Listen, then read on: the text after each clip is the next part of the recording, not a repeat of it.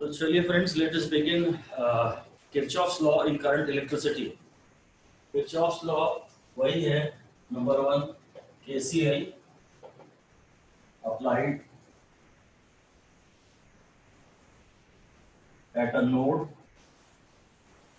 यानी कि junction based on law of conservation of charge. अगर हम चार्ज की बात करेंगे तो कैपेसिटर्स में चार्ज की बात करते थे, अब सर्किट में करंट रहता है तो करंट की बात कर लेते हैं। Summation of I is equal to 0, sum of incoming currents at a node is equal to sum of outgoing currents।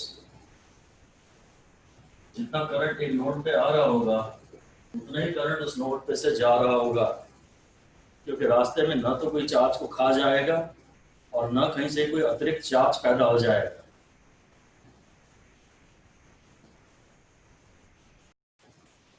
KCL पर बेस्ड देखिए क्वेश्चन करिए।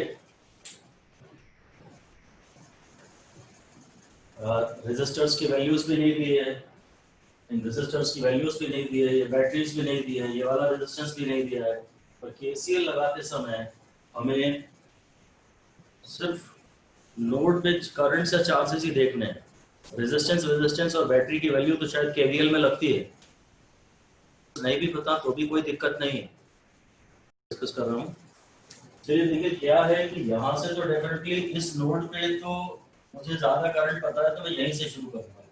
यहाँ डेफिनेटली करंट 5 एम्पियर आ रहा है, वो 5 एम्पियर में से कुछ यहाँ जा रहा है और कुछ यहाँ जा रहा है। अब जो यहाँ जा रहा है उसमें से कुछ यहाँ जा रहा है और कुछ यहाँ जा रहा है। अब ये सब तो अननोन ही है। अब एक ही चीज मुझे पता है, ये I1 है और ये इधर से I2 है। तो मुझे पता है कि I1 प्लस I2 इस नोड पे मेरे को 3 क्लियरली दिख रहा है। I1 plus I2 3 ampere. और अब फिर मुझे बाकी भी समझ में आ जाएगा। 5 में से कितना यहाँ जाएगा नहीं पता, कितना यहाँ जाएगा नहीं पता, पर इधर और इधर जो करंट गए हैं उनका सम 3 एम्पियर। इसका मतलब 5 में से जब कुछ यहाँ गया और कुछ यहाँ गया, ये मिलकर 3 गए, तो ये बचा हुआ जो करंट है ये 2 एम्पियर है, राइट। ये वाली नोड जरा हमने डिस्प्लेस कर दी है, अगर इसको यहीं बना दिया होता ना तो शायद प्रॉब्लम आपको नहीं आती। शायद मैं नोड ये वाली यहाँ बना देता तो आपके पास क्लियर इक्वेशन होती कि I1 plus I2 plus I3 ये 5 होता। हमने इस नोड को हल्का सा डिस्प्लेस करके बना दिया, पर जब ये खाली वायर है तो इसका कोई मीनिंग ही नहीं है। इस नोड को यहाँ बनाते तो शायद आप कॉन्फिडेंटली इक्वेशन लिख लेते। तो नोड आप अपनी इच्छा से थोड़ी बार डिस्प्लेस कर सकते हैं, फिर आपको दिख जाता कि यार ये करंट जो गया और ये करंट जो गया वो यहाँ आके रीयूनाइट हो रहा है, ये 3 एम्पियर हो रहा है। 5 में से 3 वहां गया तो ये नीचे 2 गया। ये है Kirchhoff's voltage law KVL. Use में क्लोज लूप में हम लगाते हैं, क्लोज सर्किट्स में।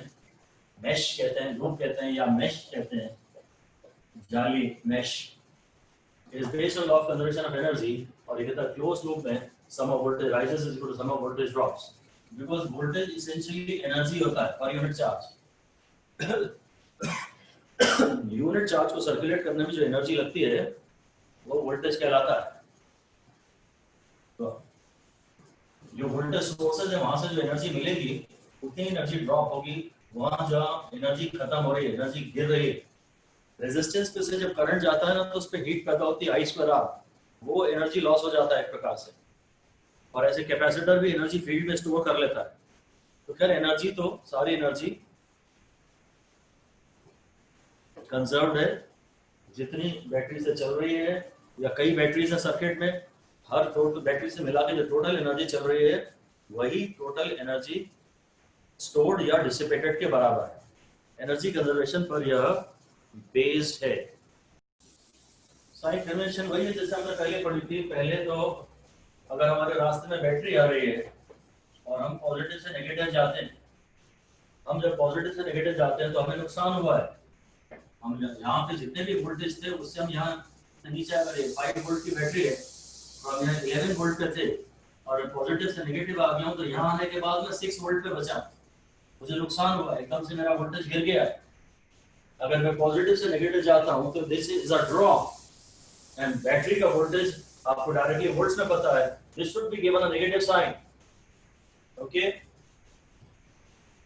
अगर रास्ते में कैपेसिटर आ रहा है तो कैपेसिटर की भी जो पहली प्लेट होती है चार्ज के रास्ते में, ये पॉजिटिवली चार्ज हो जाती है, तो इसलिए अभी भी हम हाई से लो जा रहे हैं, चार्ज की डायरेक्शन में जा रहे हैं, से भी तो भी हम हाई से लो जा रहे हैं, और इसका वोल्टेज हमें पता नहीं होता, वो Q बाई सी है, तो Q बाई सी का नाम देना चाहिए।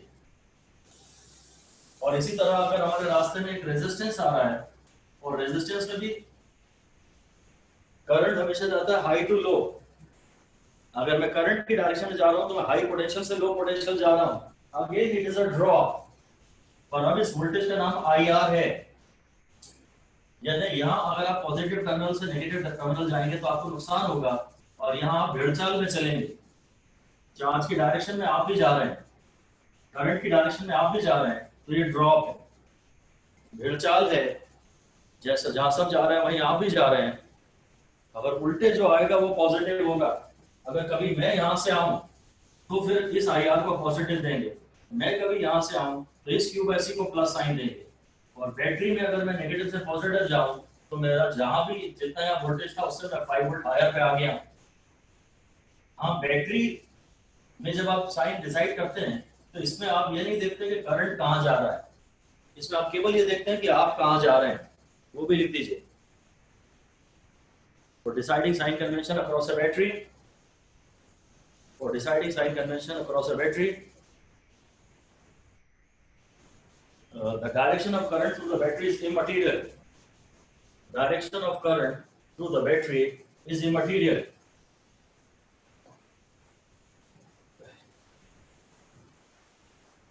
We are only interested in direction of our motion. We are only interested in direction of our motion. लिख दीजिए before applying KVL. We must assume and allot direction of current through various resistors in agreement with KCL.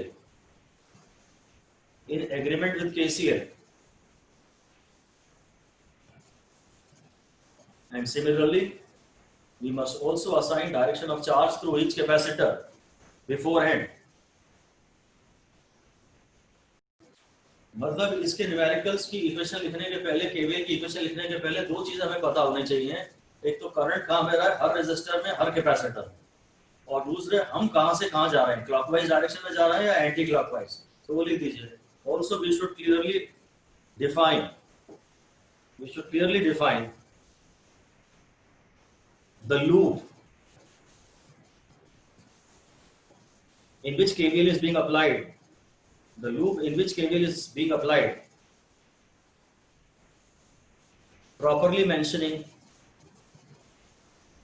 clockwise or anti-clockwise sense. नहीं तो फिर पूरा बताते हैं कि A, B, C, D, E, A, ऐसा पूरा बताते हैं कि हम यहाँ से A है, ये B है, ये C है, ये D है और ये A है, तो हम पूरा बताते हैं कि हम A, B, C, D, A में जा रहे हैं, ऐसे क्लॉकवाइज जा रहे हैं, ऐसा एरो मार्क कर देते हैं, या A, D, C, B, A में। ये आपको सवाल में क्लियर साइड में जरूर लिख देना चाहिए कि हमने किस डायरेक्शन में चलते हुए केवीएल की इक्वेशन लिखी है, हमारे चलने की डायरेक्शन भी क्लियर पता हो और करंट के चलने की डायरेक्शन भी क्लियरली असाइंड हो। सवाल में अगर नहीं दी गई होती है तो आप डायरेक्शन खुद अज्यूम करते हैं कुछ अपनी मर्जी से, बस जो एक बार अज्यूम कर ली, बाकी जगह केसीएल के हिसाब से दूसरा चार्ज की डायरेक्शन डिसाइड करते हैं करंट की, और अगर कैलकुलेशन से कोई एक करंट नेगेटिव आ जाए तो फिर वो जो आपकी अज्यूम डायरेक्शन थी उसके ऑपोजिट में जा रहा है एक्चुअली। तो लिख दीजिए, if bye calculations one of the current comes out to be negative, then its actual direction is opposite to assumed direction. ये एक सिंपल क्वेश्चन हम देख रहे हैं। सिंगल लूप है, केवीएल है सिंगल लूप। इसमें उसने कई बैटरीज दिखाई हैं और कई रेजिस्टेंस दिखाए। फिलहाल रेजिस्टेंस तो खाली 2 ही दिखाए हैं। एनीवे, आपको यह क्लियर बताना पड़ेगा कि मैं करंट सर्किट में ये अज्यूम कर रहा हूँ, this is assume direction of current. और एक ही लूप है तब तो खैर सीरीज में ही है सब कुछ, single loop all are in series. अगर सिंगल लूप है, कहीं कोई नोड ही नहीं है, तो सब सीरीज में है। फिर मैं क्लियर बता रहा हूँ कि मैं जा रहा हूँ, चलो ए डी सी बी ए, इस पाथ के अराउंड जा रहा हूँ। अगर ऐसा एरो भी मार्क कर सकते हैं, अगर बोर्ड एग्जाम में और आपने एरो मार्क कर दिया कि आपके चलने का पाथ क्या है, तो एग्जामिनर ये नहीं देखेगा, सीधे ये देखेगा और सब क्लियर हो जाएगा। इससे क्लॉकवाइज सेंस है कि एंटी क्लॉकवाइज है, वो आपको दिखा देना चाहिए। अब मैं यहाँ से यहाँ गया, पहले मेरा वोल्टेज था VA, फिर मुझे नुकसान हुआ तो -E4। फिर मैं करंट के यहाँ करंट ऐसा आ रहा है, जब बैटरी में से मैं गया तो मुझे मतलब नहीं था कि करंट कहाँ जा रहा है। अब मैंने देखा करंट यहाँ आ रहा है वहां से घूम के, और मैं यहाँ जा रहा हूँ, तो करंट का नाम है I, तो प्लस IR2। जब मैं करंट के अगेंस्ट जा रहा हूँ तो मैं दादागिरी मेरी है, मैं बड़ा हूँ, मैं पॉजिटिव हूँ। ये बैटरी है, अब मुझे करंट से कोई मतलब नहीं। मैं नीचे गया, मुझे नुकसान हो गया -E3। फिर मैं नेगेटिव से पॉजिटिव गया, मुझे फायदा हो गया +E2। फिर मैं नेगेटिव से पॉजिटिव गया, मुझे फिर फायदा हो गया +E1। और यहाँ करंट के अगेंस्ट जा रहा हूँ तो +IR1 and this is equal to VA। ये इक्वेशन बनेगी। अब क्या होगा, ये VA और ये VA कैंसिल हो जाएगा। तो इसीलिए हम कह रहे हैं सारे वोल्टेजेस के सम को हम लोग 0 से इक्वेट कर देते हैं। बेसिकली सिंगल लूप में जब आप घूम के आते हो तो आप बस वोल्टेज राइजेस और वोल्टेज ड्रॉप्स को प्रॉपर साइन दे देते हो और उसको 0 से इक्वेट कर देते हो, क्योंकि ये VA कैंसिल हो गया। ऐसा लिख दीजिए अलग से, give proper signs to various voltages, proper signs to various voltages, and in a closed loop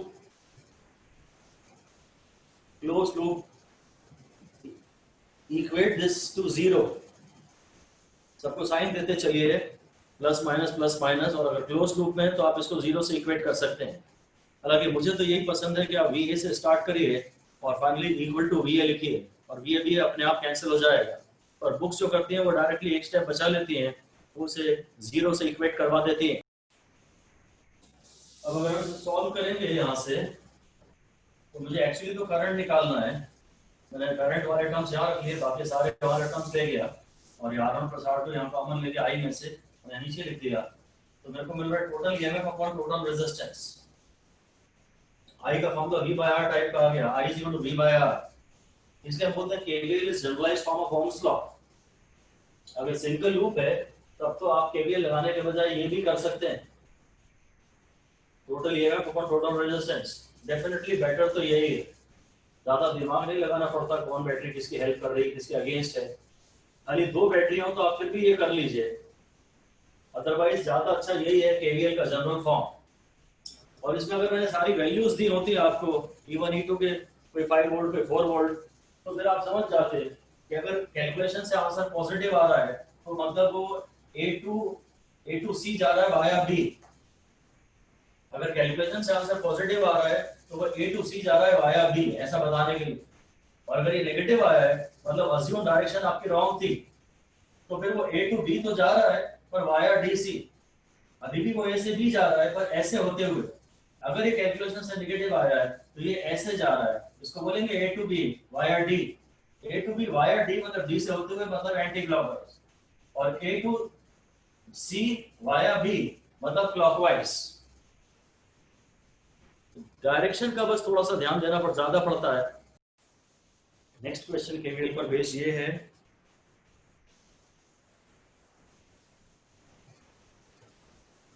इस सवाल में भी आपको VA - DB निकालना है। VA - DB, जहां भी मैक्सिमम चीजें पता है, जहां की मैक्सिमम चीजें पता है, A से B चले आइए, या तो इस रास्ते से या इस रास्ते से। जिस भी एक रास्ते के बारे में आपको मोस्ट ऑफ दी जानकारियां प्राप्त हैं, उस रास्ते से ए से बी जाइए आप। डायरेक्ट तो आप जा नहीं सकते, क्योंकि वहां जो कैपेसिटर है उसकी कैपेसिटी तो है पर उस पर चार्ज नहीं है। अगर उसका चार्ज दिया होता ना तो मैं डायरेक्ट यहीं आ जाता, कैपेसिटर के वोल्टेज को डायरेक्ट वीसी बोलता और सीधे यहां से यहां जाता। अब तो एक ही पाथ बचा है शायद ये। यहाँ करंट देख लेते हैं, सब में करंट पता होना चाहिए आपको। यहाँ से 2 आ रहा है और यहाँ से 1 आ रहा है, इसका मतलब यहाँ 3 एम्पियर और ये भी 3 एम्पियर, और यहाँ से 3 आ रहा है और वहां 2 जा रहा है यहाँ से, इसका मतलब यहाँ 1 एम्पियर है। ये वाली नोट इंटरेस्टिंग है, यहाँ से 3 आ रहा है और यहाँ 2 जा रहा है, इसका मतलब यहाँ 1 जा रहा है और मुझे इससे कोई मतलब नहीं। अब मैं इस पॉइंट से शुरू करता हूँ, वी ए, मैं डायरेक्शन में जा रहा हूँ, चाल में जा रहा हूँ मैं भी, माइनस आई आर -15, फिर माइनस आई आर 3, फिर उल्टा, अब ये उल्टा लड़ रहा है मुझसे तो थोड़ा मजा आ रहा है लड़ने में, +2 is equal to V B. तो V A -18 + 2 -16 is equal to VB. So VA minus VB is equal to 16.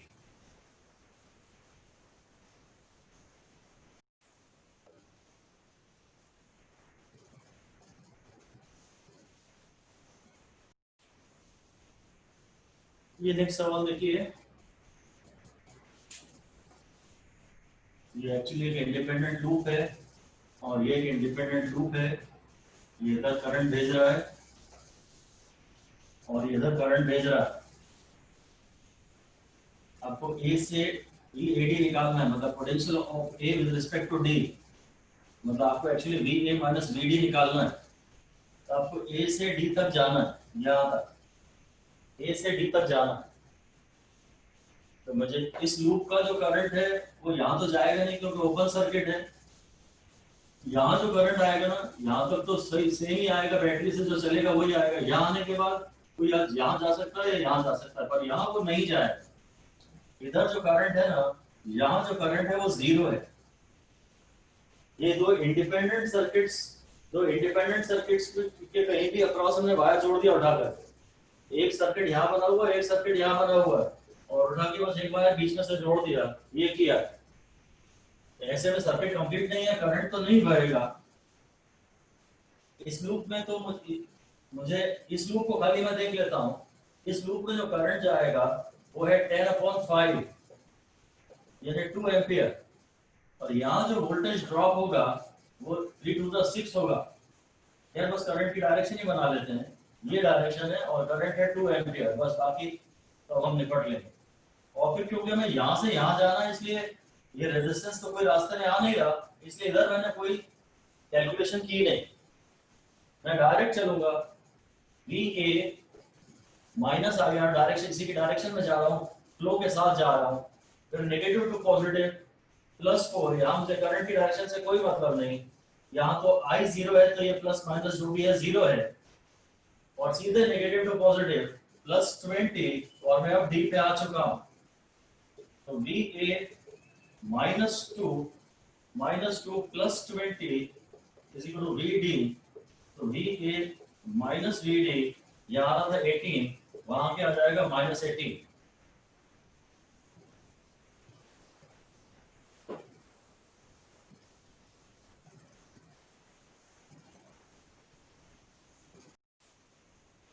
इस डायग्राम में दो लूप हैं, एक लूप ये है और एक लूप ये है, और कह रहा find the current supplied by each battery, इस करंट को मैं I1 मान लेता हूं और इस करंट को मैं I2 मान लेता हूं, क्योंकि करंट बैटरी के पॉजिटिव टर्मिनल से निकलता है। हालांकि ये जरूरी नहीं है कि दोनों पॉजिटिव आएंगे, हमने तो आपको तो जो मर्जी आए मान लीजिए करंट, बस उसके हिसाब से ही आगे भी इस नोड पे उसके हिसाब से रख दीजिएगा। यहाँ पर करंट I1 यहाँ से आ रहा है और I2 यहाँ से आ रहा है, तो इसमें करंट I1 + I2 जाएगा ऐसा।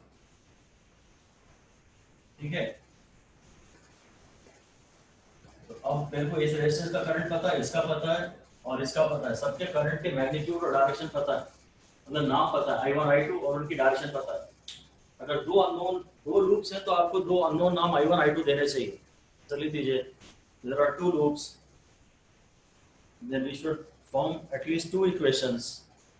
अगर दो लूप्स हैं तो कम से कम दो इक्वेशंस बनानी चाहिए, and therefore there will be at least two variable names। कम से कम दो वेरिएबल नाम तो होंगे ही होंगे। अब हम अपनी मर्जी से डिसाइड कर सकते हैं कि हम कौन से दो लूप ले रहे हैं। एक लूप हम ये ले सकते हैं और एक लूप ये ले सकते हैं, या एक लूप ये बाहर वाला ले सकते हैं, जो भी आपको लग रहा हो कि आसान है, जिसमें भी आपको लगता है टाइम कम लगेगा, वो लूप्स जिसमें भी लगता है इक्वेशन छोटी बनेगी वो ले लीजिए। और अगर कोई खास फर्क नहीं पड़ता, कोई सा भी ले लिया जाए ज्यादा दिमाग लगाए बगैर।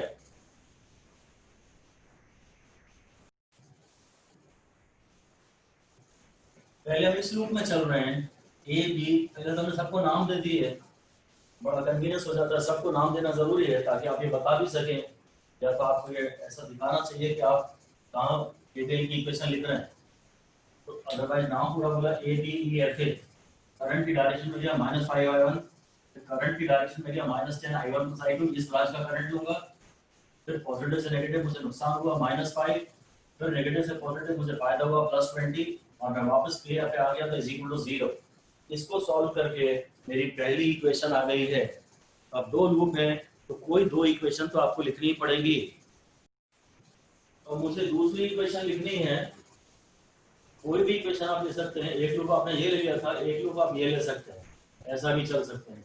मैं ऐसे ही जस्ट फॉर फन ऐसा चल रहा हूँ, मेरी मर्जी, ठीक है। मुझे इससे पता नहीं है कि छोटी इक्वेशन बनेगी कि बड़ी बनेगी, कोई खास फर्क पड़ता भी नहीं। ए से पहले यहाँ आया तो मुझे नुकसान हुआ -20, तो यहाँ से यहाँ तक कोई रेजिस्टेंस नहीं है तो कोई ड्रॉप नहीं होगा। रेजिस्टेंस पे ड्रॉप होता है या गेन होता है IR। फिर से बैटरी मिली तो नेगेटिव से पॉजिटिव तो +10। अब मैं करंट की डायरेक्शन में जा रहा हूँ और यहाँ करंट I2 है तो -20 I2।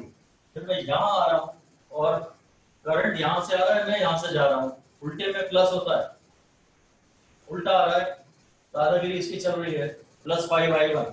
और आप वहीं आ गए जहां से आपने स्टार्ट किया था, तो =0।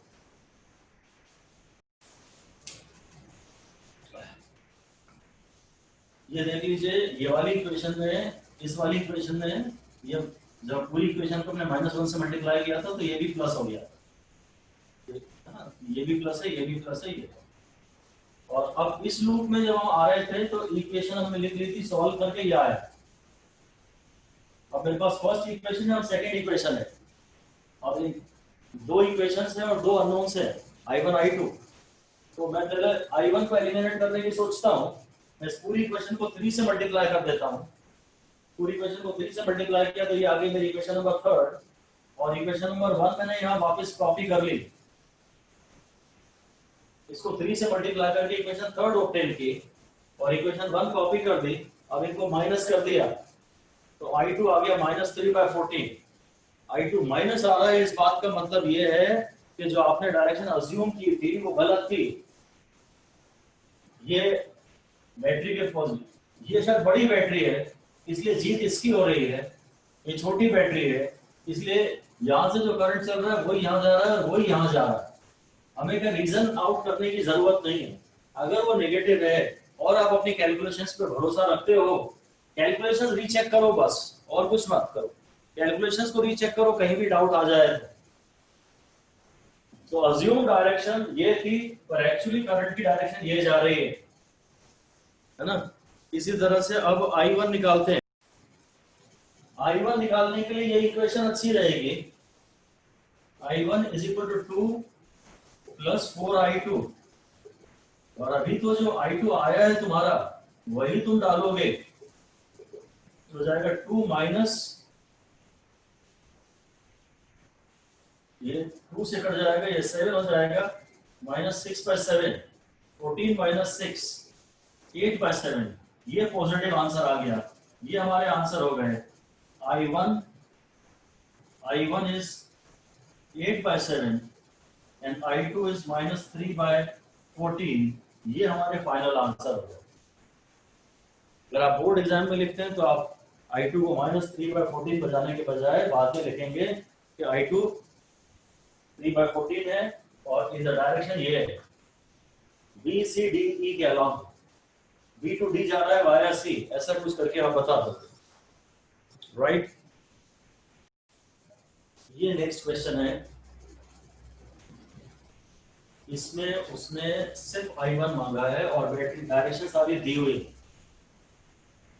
उसने I1 और I2 की डायरेक्शन क्वेश्चंस में ऑलरेडी दी हुई है और मांगा सिर्फ I1 है, I2 नहीं मांगा है।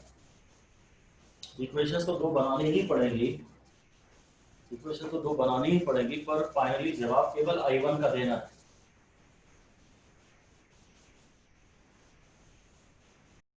हमारा पहला काम ये है कि हम हर रेजिस्टेंस में से करंट की डायरेक्शन को और मैग्नीट्यूड को असाइन कर चुके हो। तो इस रेजिस्टेंस में करंट I1, इस रेजिस्टेंस में करंट I2 है, बैटरी की तो कोई चिंता ही नहीं। अब बचा ये, तो यहाँ से I1 यहाँ आएगा, I1 यहाँ आएगा और I2 यहाँ आएगा। इसमें से आप ये मान लेंगे कि चलो ये मान सकते हैं कि I2 वहां गया है, सॉरी I2 तो यहाँ आ जाएगा, नहीं तो सीधे तो यहाँ I1 माइनस I2 आ रहा है, बस ठीक है। I1 यहाँ तक आया था, उसमें से I2 वहां चला गया, तो I1 माइनस I2 यहाँ आ गया। ऐसा KCL की मदद से आप इस अननोन करंट को भी नाम दे देंगे। इस रेजिस्टर का भी करंट आपका मैग्नीट्यूड और नाम पता है, इस रेजिस्टर का भी करंट का नाम और मैग्नीट्यूड डायरेक्शन पता है, और इस रेजिस्टेंस में भी करंट का नाम, वेरिएबल नाम, अननोन नाम और डायरेक्शन पता है। बैटरियों की कोई चिंता नहीं है। अब दो इक्वेशंस बनाएंगे और सॉल्व करेंगे। पहले मैंने ये सबको नाम दिए, जो मन में आया जहां से नाम आया दिया, और उसके बाद C D E B C ये बात ले लिया। -10I2 करंट की डायरेक्शन में जा रहा हूँ, इससे इसका माइनस आ गया, फिर मुझे नुकसान हो रहा है -3, इसमें मैं करंट के अगेंस्ट जा रहा हूँ, तो +6I1 - I2 = 0। ये एक लूप की इक्वेशन हो गई, और उससे I1 I2 की सिंपलीफाइड इक्वेशन ये आ गई। अब मैंने लिखा है अलोंग, ये इस पाथ के अलोंग जा रहा हूँ मैं, दिखने में लग रहा है बहुत लंबा पाथ है, पर इक्वेशन तो छोटी सी ही बन रही है। A से G से F से ये दिख रहा है लंबा पाथ है। मैं इस टर्म को हटाना, एलिमिनेट करना चाह रहा था, इसमें डायरेक्ट I1 I2 के टर्म आ जाएंगे, इक्वेशन लंबी नहीं बनती, पाथ लंबा है। मैं यहाँ से यहाँ गया, पहले ये मिला मेरे रास्ते में, वायर पे तो कोई वोल्टेज गिरा नहीं, फिर मुझे नुकसान हुआ, मैं नीचे आया -4.5, फिर +3, फिर करंट के अगेंस्ट जा रहा हूँ तो +10I2, और यहाँ करंट के अगेंस्ट जा रहा हूँ तो +3I1। फिर से I1 और I2 की ये इक्वेशन बन गई, ये इक्वेशन 2 है।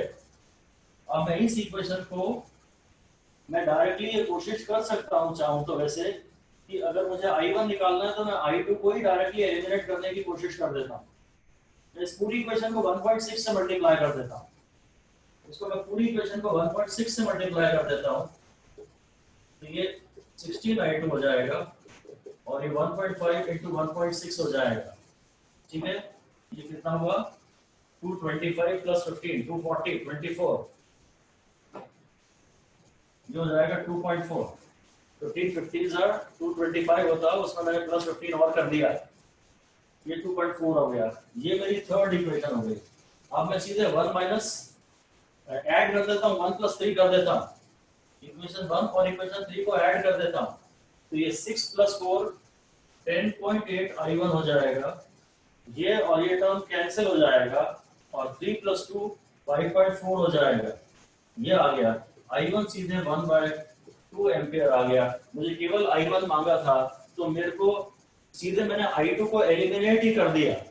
यही बस एक खास बात है, हमें I1 मांगा था तो हमने ऐसा नहीं किया कि पहले I1 निकाला फिर I2 निकालेंगे, हमने सीधे I1 I2 को एलिमिनेट ही कर दिया उठा के।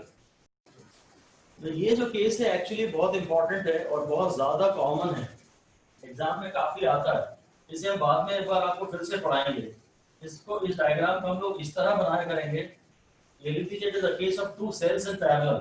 ये सेल और ये सेल पैरेलल में है, इसको अलग से पढ़ेंगे। इस डायग्राम को यूं बनाया जा सकता है, ये 10 ओम है, ये 3 वोल्ट है, फिर ये ये 3 ओम है और ये 4.5 वोल्ट है और यहां ये 6 ओम का रेजिस्टेंस जुड़ा है ऐसा। ये 2 cells in parallel common feeding to a load resistance, ये लोड रेजिस्टेंस है, इसका भी करंट इसमें जा रहा है, इसका भी करंट इसमें जा रहा है, ऐसे ही हम मानते हैं। 2 cells in parallel is going to be very very important। Diagram थोड़े तो आपको रीडिजाइन अपने हिसाब से रीअरेंज करने पड़ेंगे। टिपिकली इस फैशन में इसको ले आना चाहिए आपको, तो ये आपका जाना अगर इस रूप में आ जाएगा तो आप इसे डायरेक्टली पहचान जाएंगे, इसलिए थोड़ा सा इसको फैला के दिया था। अगर सर्किट में 2 बैटरी हैं और 3 रेजिस्टेंस हैं तो शायद it is a case of 2 cells in parallel and that is a standard case. उसका हम एक शॉर्टकट स्टैंडर्ड फॉर्मूला भी बनाएंगे बाद में। और फिर केवीएल तो सबसे गॉड है, केवीएल तो कोई फॉर्मूले की जरूरत नहीं है। अगर आप ये इक्वेशंस बना सकते हैं तो आपको कोई फॉर्मूले की जरूरत नहीं है, केवीएल यहाँ पर गॉड है। ये नेक्स्ट क्वेश्चन है, इसमें हमें VAB निकालना है। ये बैटरी का वोल्टेज पता है, इसका रेजिस्टेंस नहीं पता, इसका EMF नहीं दिया।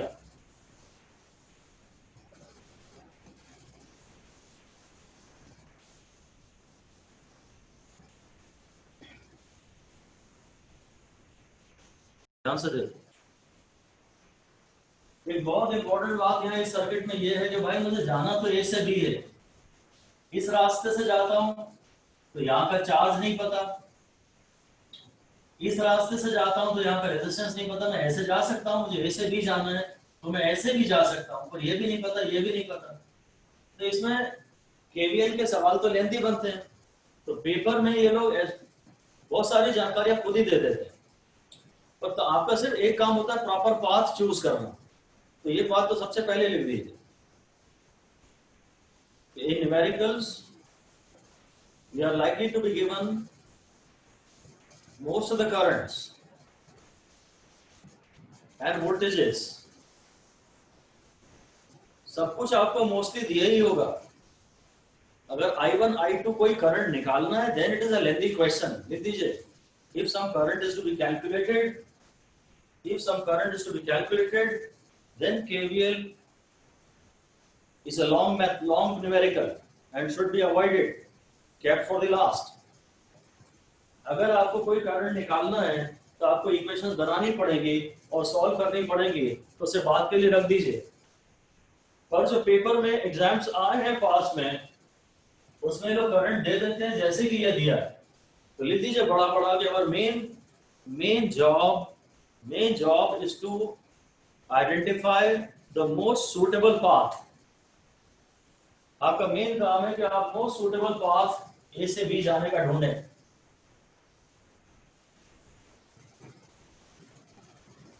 तो पाथ थोड़ा लंबा भी होगा तो हमें फर्क नहीं पड़ेगा, क्योंकि क्या होगा 2 या 3 या 4 टर्म की इक्वेशन बनेगी, उसमें क्या है, और most of the variables unknowns उसमें करंट वरंट सारे दिए ही होंगे। तो पाथ केवल ऐसा होना चाहिए जिस रास्ते में आपको सब कुछ पता हो।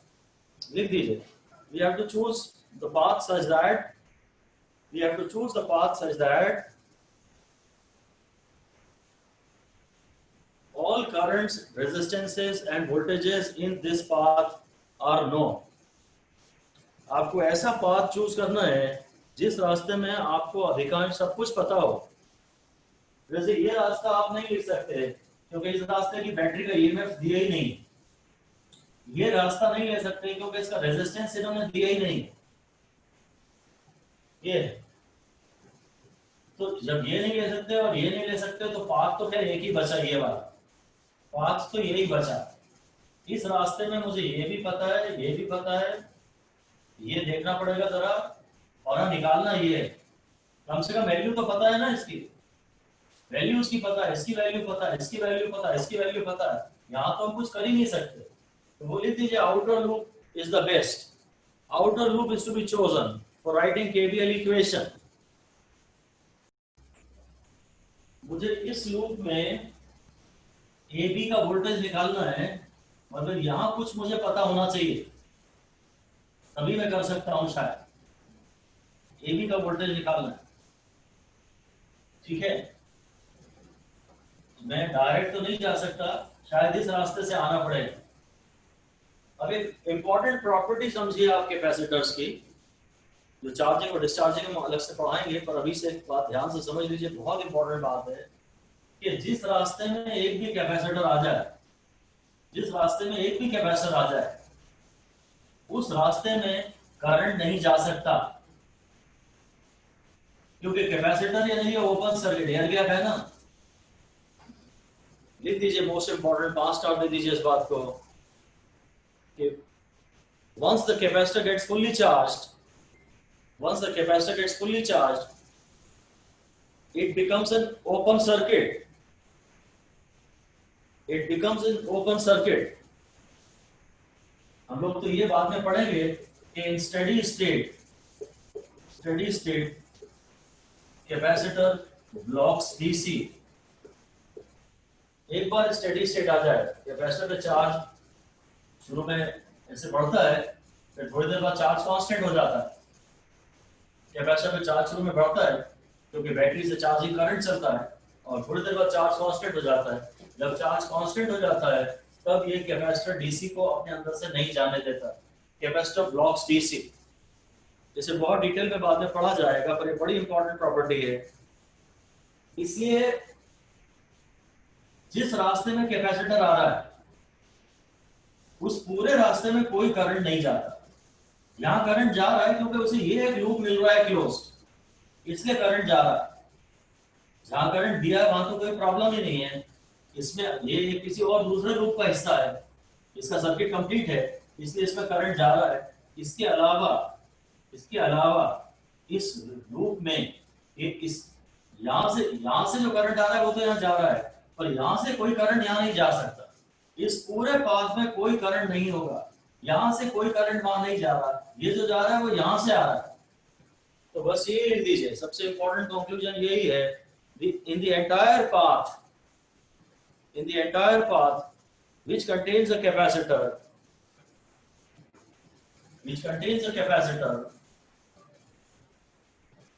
the current will be zero. The entire path current will be zero. हालांकि ये एक्सेप्शन हम देख रहे हैं इस समय, है ना। ब्रैकेट में आप लिख सकते हैं कि provided there is no other, provided a resistance in this path, provided a resistance in this path is not a part, this provided a resistance in this path is not a part of some other closed circuit, is not a part of some other closed circuit। ठीक है, तो इस रास्ते से तो मैं जा ही नहीं सकता था, इस रास्ते से नहीं जा सकता था, इस रास्ते से नहीं जा सकता था, बी तक मुझे चलना ए से है और जाना बी पे है, तो मैंने रास्ता तो यही चूज किया। पर यहाँ एक इम्पोर्टेंट बात है कि जितनी कैपेसिटर में दम है वो उसके सीरीज में जो भी रेजिस्टेंस है उसके करंट को जीरो कर दे। जब इसमें करंट नहीं जा रहा तो इसमें कहां से जाए, ठीक है ना। इस वाले रेजिस्टेंस में कोई करंट नहीं जाएगा, इसमें जा रहा है किसी और क्लोज सर्किट का हिस्सा है। ये बैटरी दी होती तो मैं बोल देता कि हाँ इस वाले पार्ट की वजह से भी करंट जा रहा होगा।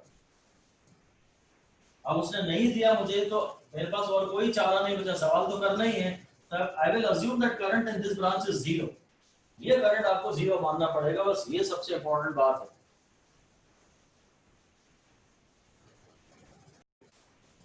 ये रेजिस्टर भी इस क्लोज पाथ का हिस्सा तो है, इसलिए कायदे से इसमें भी कोई करंट जाना चाहिए, पर अब मेरे को वैल्यू नहीं दी तो मैं तो I will make simplifying assumption. Mathematical data अगर नहीं है तो मैं ये नहीं कहूंगा कि नहीं कुछ तो जाएगा ही जाएगा, मुझे कुछ नहीं पता। आई विल अज्यूम दैट यहाँ से करंट जीरो है, और अब इस पाथ में मैं केवीएल लगाना शुरू करता हूँ। मैं ए से चला, वी ए नेगेटिव से पॉजिटिव प्लस 40, फिर यहाँ का ड्रॉप जीरो हो गया, आई आर जीरो है क्योंकि इस पार्ट में करंट जीरो है, और अब मैं ऑलरेडी बी पे आ गया हूँ, is equal to V B, तो V A minus V B is equal to minus 40। इस रास्ते से चला, वी ए प्लस 40, यहाँ पे ड्रॉप हो नहीं रहा, और मैं ऑलरेडी बी पे आ गया, V A minus V B मेरा बड़े आराम से निकल आया है। प्रॉब्लम बस एक सीखा हमने ये कि कैपेसिटर के सीरीज में जो रेजिस्टेंस होता है उसमें कोई करंट नहीं जाता, क्योंकि ये एयर गैप है, ये इंसुलेटर है, ये करंट को रोक देता है। इस पूरे रास्ते में कोई करंट नहीं जाता। हाँ, ये एक क्लोज सर्किट का भाग है इसलिए यहाँ जा सकता है, ये भी एक दूसरे क्लोज सर्किट का भाग है इसलिए जा तो सकता है, पर अगर कोई डेटा नहीं दिया तो फिर I will have to make simplifying assumption. चलिए ये नेक्स्ट क्वेश्चन है आपका, आपको वी ए भी निकालना है।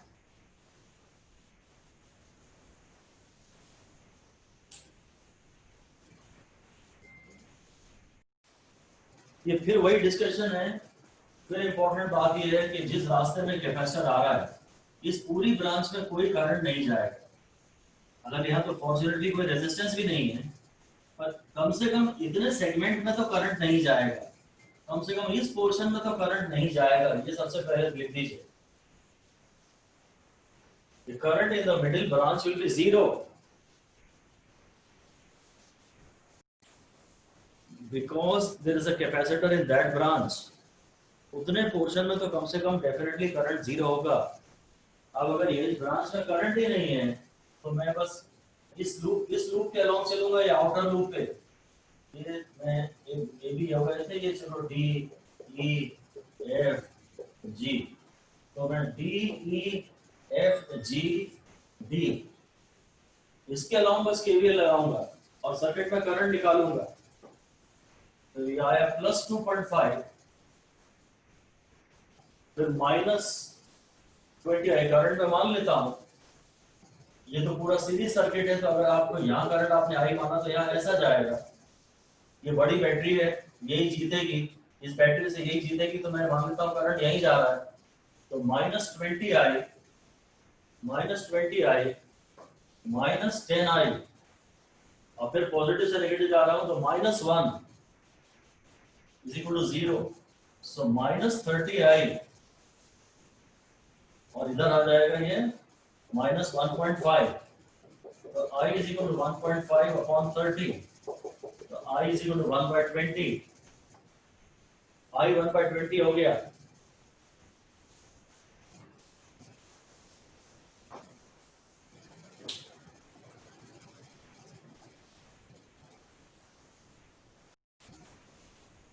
ठीक है, करंट की कैलकुलेशन के लिए टू लूप का सवाल नहीं है, क्योंकि ये लूप पहले इनइफेक्टिव है तो करंट नहीं जाएगा। सिंगल लूप है, और सिंगल लूप तो बहुत ही आसान होते हैं, एक ही अननोन होता है, एक ही इक्वेशन बनती है।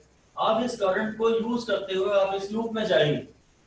आप ए से यहां चलिए और बी की तरफ आइए। अब ए से चलता हूं मैं वी ए, तो मैं करंट के अगेंस्ट जा रहा हूं, तो प्लस आई आर, तो आई है 1/20 × 20, फिर मैं पॉजिटिव से नेगेटिव जा रहा हूं तो मुझे नुकसान हो रहा है। फिर मैं नेगेटिव से पॉजिटिव जा रहा हूं, मैं इस लूप में केवीएल लगा रहा हूं।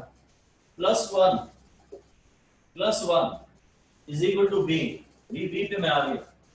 बी ए भी मुझे निकालना था, तो मैं ए से स्टार्ट हुआ और मुझे बी पे आना है। ए से भी मैं डायरेक्ट भी जा सकता था, अगर यहाँ का पूरा डेटा मुझे पता होता तो। मुझे यहाँ का डेटा पता है तो मैं इस रास्ते से आ जाता हूँ, ये कैंसिल हो गया। B A +1 -2.5 +1 is equal to VB. So your VA -0.5 is equal to VB. So VA minus VB is equal to +0.5. This is the answer. मैं A से B जाना है, यहाँ से भी जा सकता था, यहाँ से बच गया मैं। ये करंट के अगेंस्ट जा रहा हूँ तो प्लस आई आर, I 1/20 है। पुराने सर्किट का इतना ही काम था कि आप उससे I निकाल लें, फिर आप इस लूप में चले जाइए, बस इतना ही है। अब आपको इस केस में आर इक्विवेलेंट निकालना है। डायग्राम देखिए, आप जानते हैं कि ये है एक अनबैलेंस्ड ब्रिज। यहाँ तो रेशियो 1/1 है और यहाँ रेशियो 1/2 है। अनबैलेंस्ड ब्रिज को सॉल्व करने का हमारे सिलेबस में जो मेथड है वो केवीएल मेथड ही है केवल। मान लेता हूं मैं सारे करंट डिस्ट्रीब्यूशन मुझे करने पड़ेंगे। इस बैटरी का नाम उन्होंने दिया नहीं है, इस समय V मान लेता हूं। फिर मैं यहाँ से करंट को I1 + I2 मान लेता हूँ। I1 यहाँ जा रहा है, I2 यहाँ जा रहा है, इस नोड पे डिस्ट्रीब्यूशन तो होगा। और अब मैं जानबूझ के ये मान लेता हूँ कि I3 यहाँ जा रहा है, तो फिर I2 माइनस I3 यहाँ जाएगा, I2 यहाँ आया, उसमें से सपोज I3 यहाँ गया, तो I2 माइनस I3 यहाँ जाएगा। अब इस ब्रांच में मैं कोई एक करंट मानूंगा, या तो ऊपर से नीचे आते हुए या नीचे से ऊपर आते हुए, पर कोई एक केस, और कोई भी एक मान लिया तो बस। अब यहाँ से I1 आया, यहाँ से I3 आया, तो यहाँ I1 प्लस I3 आएगा। इस तरह से पूरे सर्किट में करंट डिस्ट्रीब्यूशन कर लिया जाए। हर रेजिस्टेंस में से करंट की डायरेक्शन और करंट का जो वेरिएबल नेम है वो असाइन हो जाना चाहिए। I3 के लिए जो आपकी मर्जी आया, आप मान लीजिए इसे, या तो मान लीजिए यहाँ से आया, या मान लीजिए यहाँ से गया। अगर ये हाई पोटेंशियल का पॉइंट है और ये लो पोटेंशियल का पॉइंट है, तो यहाँ I3 आएगा, तो यहाँ I1 माइनस I3 भेज दूंगा। और अगर सपोज बाई चांस ये हाई पोटेंशियल का केस पॉइंट है, तो हाई से लो जाएगा। इस ब्रांच में किसी एक डायरेक्शन में करंट अज्यूम मान के बाकी में KCL लगा दीजिए। ये मिडिल वाली ब्रांच थोड़ा कंफ्यूज करती है इनिशियली। कुछ भी एक करंट मान लीजिए, कोई भी एक डायरेक्शन में, and in accordance to KCL then decide the other currents, name the other currents.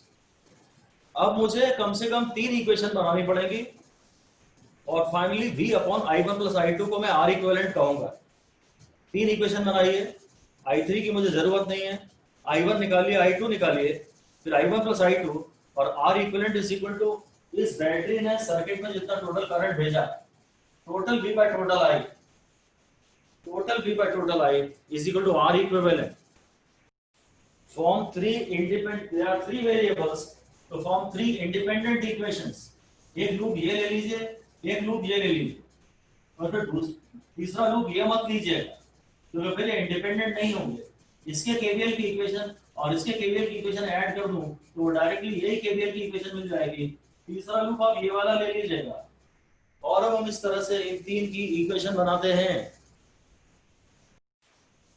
हमने सबको नाम दे दिए, A B C D E, फिर इसको F दे दिया। अब इसके अलावा इक्वेशन लिख रहा हूँ। एक बात मैं आपको शुरू से बता दूं कि इसका जो एक्सपेक्टेड आंसर है वो जो बैलेंस ब्रिज होता ना, इसकी वजह से अनबैलेंस है। अगर आपको तुक्का लगाना है तो जब बैलेंस ब्रिज होता तो ये भी 1 होता, इसको 1 मान लीजिए, फिर कैलकुलेट कर लीजिए, और बस उससे थोड़ा सा बड़ा रेजिस्टर्स में भी और कैपेसिटर्स में भी। ये उसका एक ऐसे जुगाड़ का रूल है जो कि खैर यूजलेस है। एग्जैक्ट कैलकुलेशंस पे ही भरोसा ज्यादा करिए।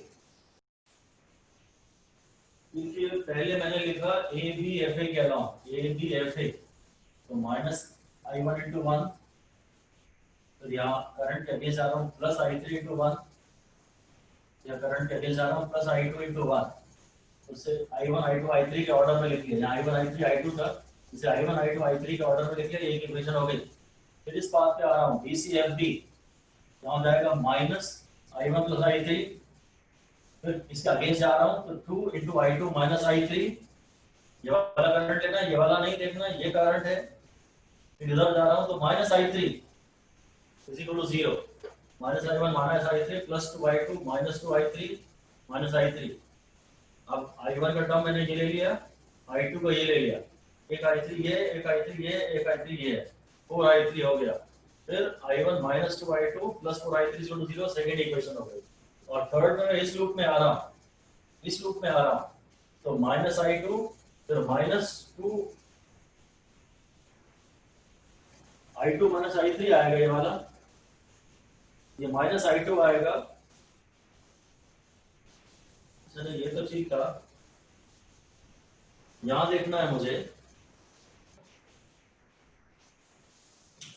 Minus I2 minus 2 into I2 minus I3 plus B is equal to 0। अब ये इक्वेशन ये आ गई। इस इक्वेशन में I1 है ही नहीं, ये दो ही वेरिएबल्स हैं बेसिकली, I2 और I3। तब मैं काम करता हूँ 1 और 2 में से भी I1 एलिमिनेट कर देता हूँ। मेरे पास I2 और I3 में एक इक्वेशन तो ये है, I2 और I3 में ही एक इक्वेशन मेरे को और बनानी है। तो अगला मैं लिख देता हूँ ऐड 1 एंड 2। जब मैं 1 और 2 ऐड करूंगा तो उसमें ऑटोमेटिकली ये I1 का टर्म कैंसिल हो जाएगा। ये इक्वेशन 1 है और ये इक्वेशन 2 है, तो माइनस आई वन और आई वन कैंसिल हो गया, ये मैं इनको जोड़ रहा हूं तो ये हो गया minus I two plus 5i3 is equal to 0। तो i2 हो गया 5i3, ठीक है ना। इन दोनों को ऐड किया तो i1 कैंसिल हो गया, ये बचा माइनस i2 और plus 5i3 is equal to 0। अब इसको मैं इक्वेशन थर्ड में पुट कर देता हूं, पुट इन इक्वेशन 3। तो 3 फिर ये हो गया into 5, i2 is 5i3 minus 2i3 is equal to v. So 15 minus 2, 12i3 is equal to v. So i3 हो गया v by 12। अब मेरे को एक्चुअली i1 और i2 v के टर्म्स में निकालने हैं। मुझे I have to find out everything in terms of v। मैंने i3 तो निकाल लिया, पर मुझे एक्चुअली i1 और i2 चाहिए थे, and I need everything in terms of v। ये समझ जाइए बस। अब मैं वापस इसी में पुट कर देता हूं i2 इस इक्वेशन में। तो i2 है 5/12v, ये एक काम की चीज आ गई। i2 है 5i3, और फिर वापस इसी इक्वेशन में पुट कर देता हूं। तो i1 है i2 प्लस i3, i1 है इस इक्वेशन से i2 प्लस i3, तो 5v/12 प्लस v/12 यानी 6v/12, और i1 प्लस i2 आ जाएगा, i1 प्लस i2 आ जाएगा 5 और प्लस 6 11v/12 बस हो गया काम। i1 प्लस i2 आ गया मेरे पास, ये 6 और 5 11v/12।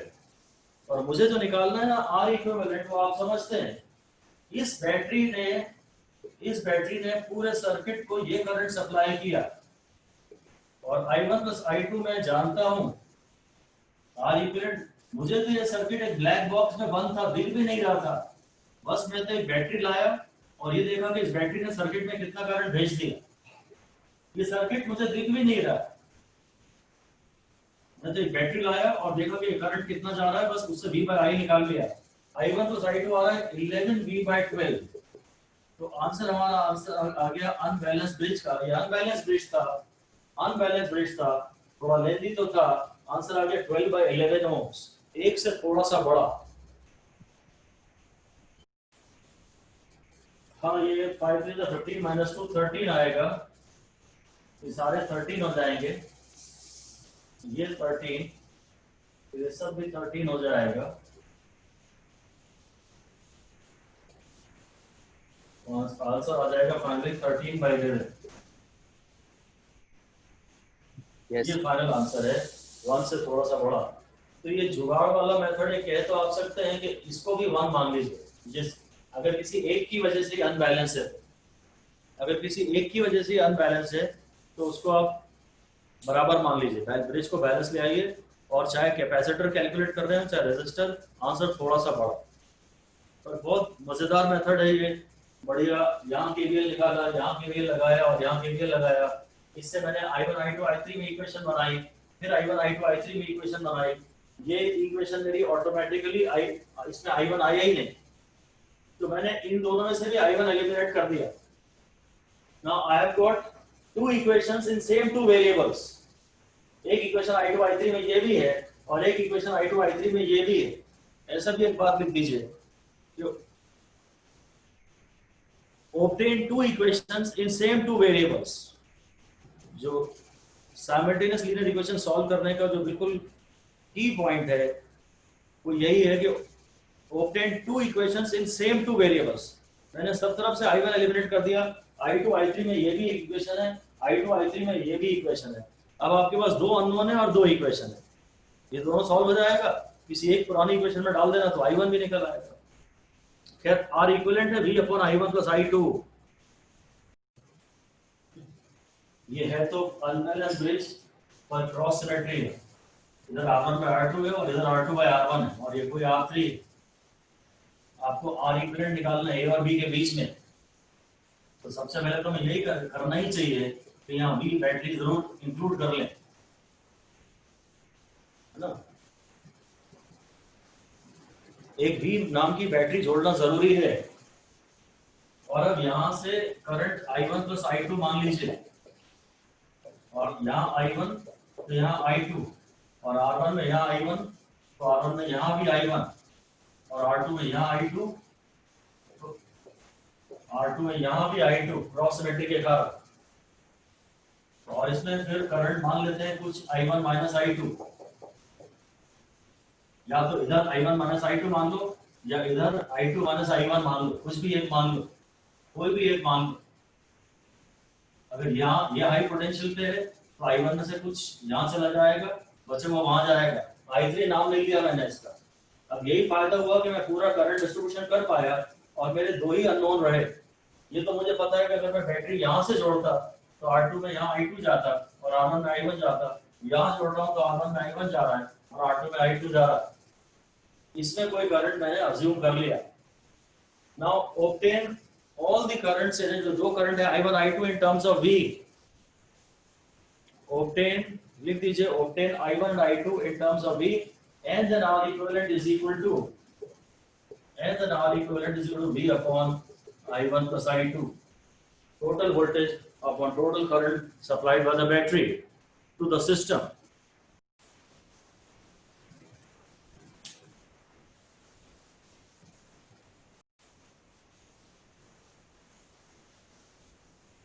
पहले तो मैंने A लूप लिया और ये I1 और I2 में एक इक्वेशन ऑब्टेन कर ली। A लूप लिया, I1 I2 में ये इक्वेशन आ गई। फिर ये वाला लिया मैंने, इसमें लिखने का कोई फायदा नहीं था, शायद सेम लूप आ गया था।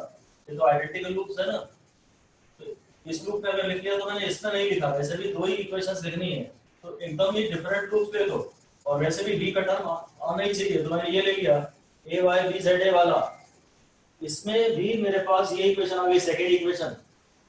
अब मैंने इन दोनों में से I1 एलिमिनेट कर दिया तो मेरे पास I2 आ गया, ये I2 आ गया, ये I2 आ गया, ये फाइनल I2 का आंसर है।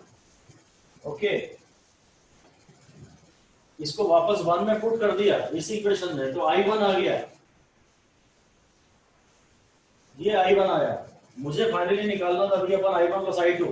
ये I2 आ चुका है, ये I1 आ चुका है, बस V upon I1 plus I2 कर लेते हैं इससे। तो जो आंसर आ रहा है वो एकदम वैसा ही जैसा कैपेसिटर्स में था, R1 R3 फिर R2 R3 फिर R1 R2 दो बार 2R1 R2 upon R1 plus R2 plus 2R3।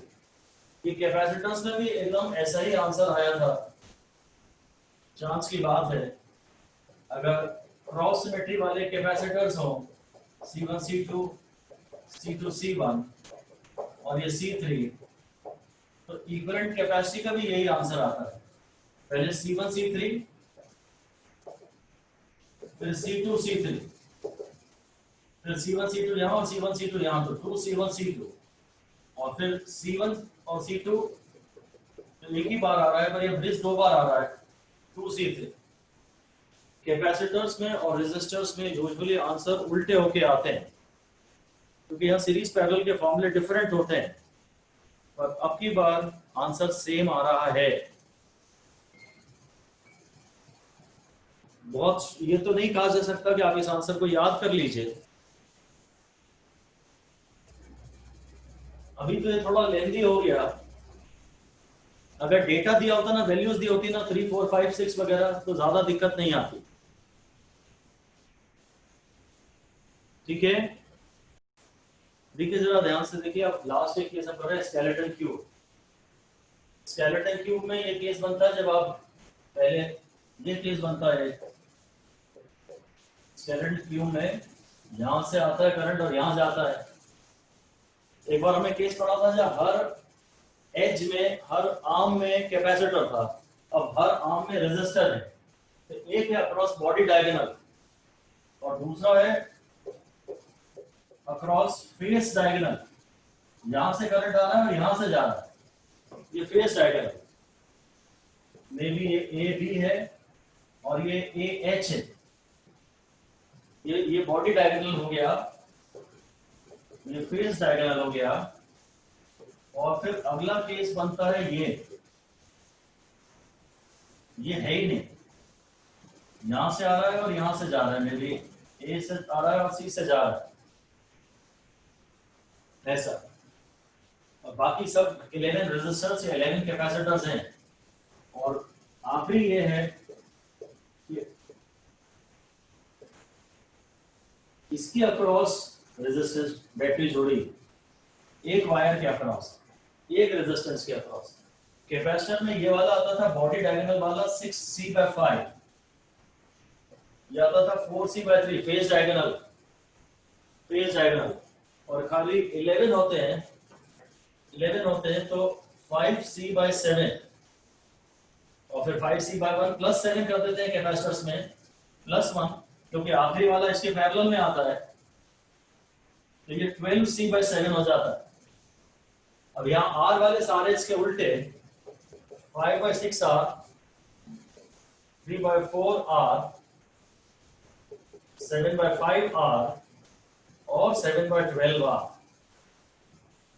अगर सारे करंट डिस्ट्रीब्यूशन वगैरह हम डिस्कस कर लें तो इनके आंसर्स निकाल सकते हैं, और रिजल्ट ही याद रह जाए बस वही काफी है, और ऐसे कोई बहुत इंपॉर्टेंट शायद नहीं है, एग्जाम ओरिएंटेड बहुत ज्यादा तो नहीं है।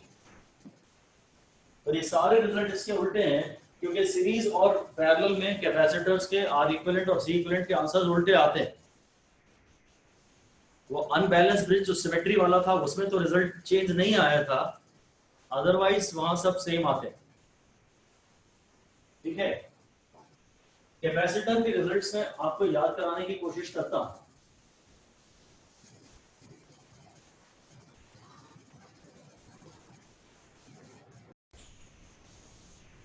मेरा कहना है कैपेसिटर्स में ना, ये कैपेसिटर्स में जैसा सी यहाँ बनता है वैसे ही सी यहाँ भी बनता है। 6, ये 6 जो है सी जैसा है ना ये, और ये जो कैपेसिटर है ये थोड़ा